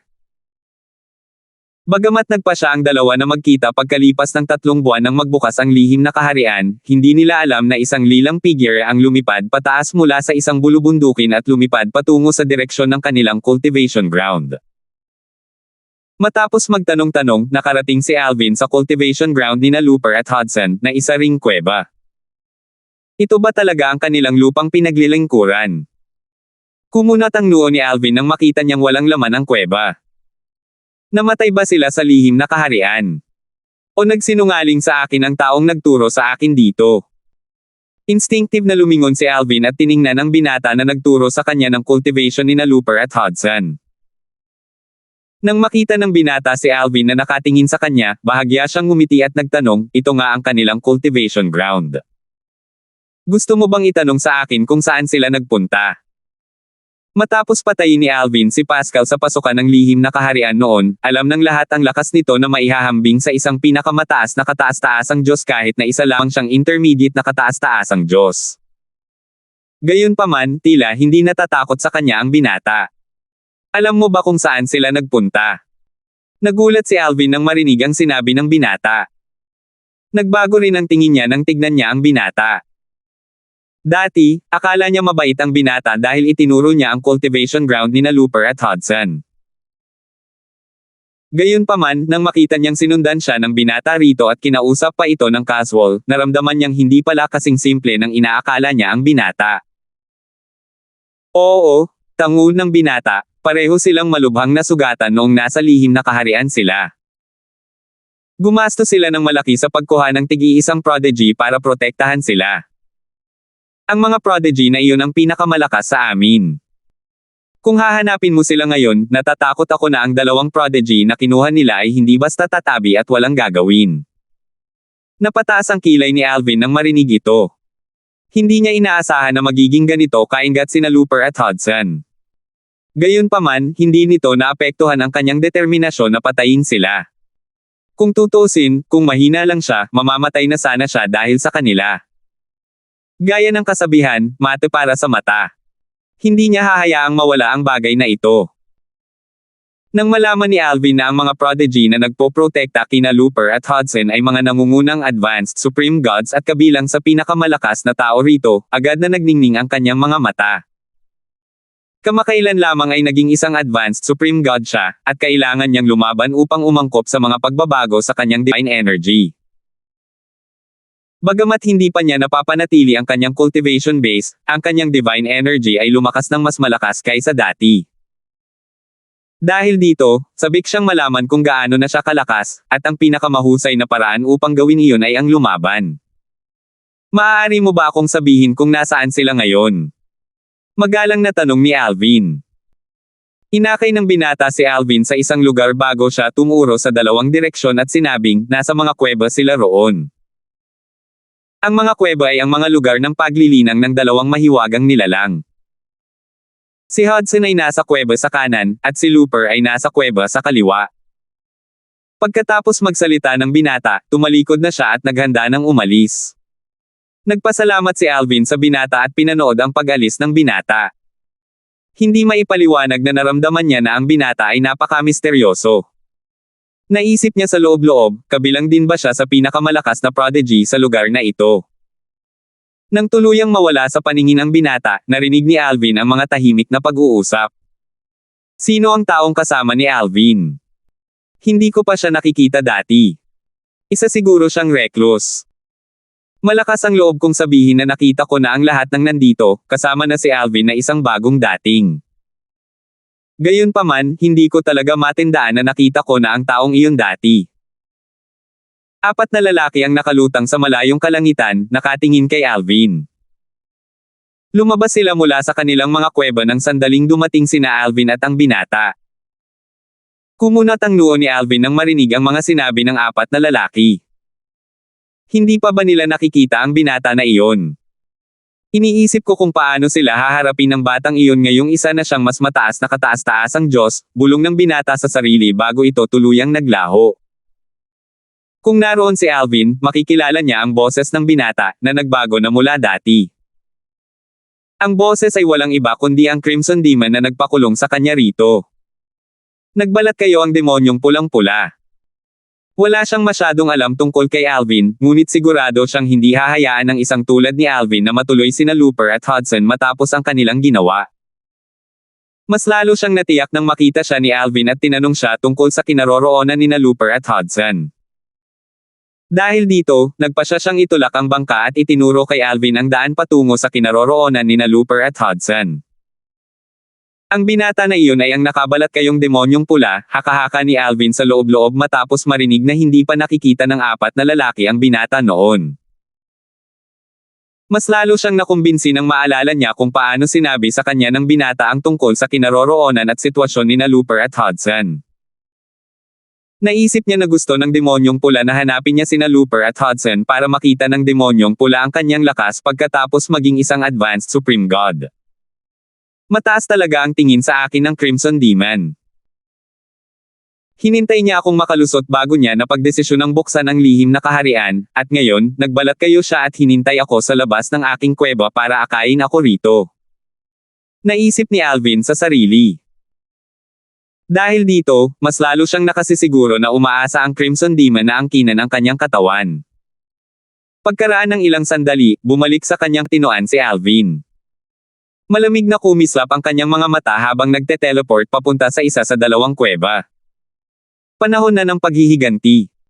Bulong ni Alvin sa sarili bago sinabi, "Looper, lalabas ka ba o gusto mong pumasok ako at hilahin ka palabas?"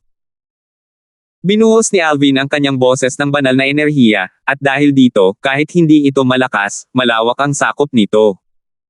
Alvin. Sa oras na ito, si Hudson, na nasa kalagitnaan ng paglilinang, ay nanginag. Malungkot ang kanyang ekspresyon habang tumatayo siya, naghahandang lumabas. Sa isang iglap, isang malamig na boses ang umalangaw-ngaw mula sa isa pang silid sa kuweba. Hudson, si Alvin ay naging isang abanteng kataas-taasang Diyos. Natigilan si Hudson sa kanyang ginagawa, gulat na gulat. Kasunod nito, isang binata ang lumabas mula sa isang silid. Siya ang prodigy na kinuha ni Hudson upang protektahan ang kanyang sarili. Isa siya sa pinakamalakas na prodigy dito.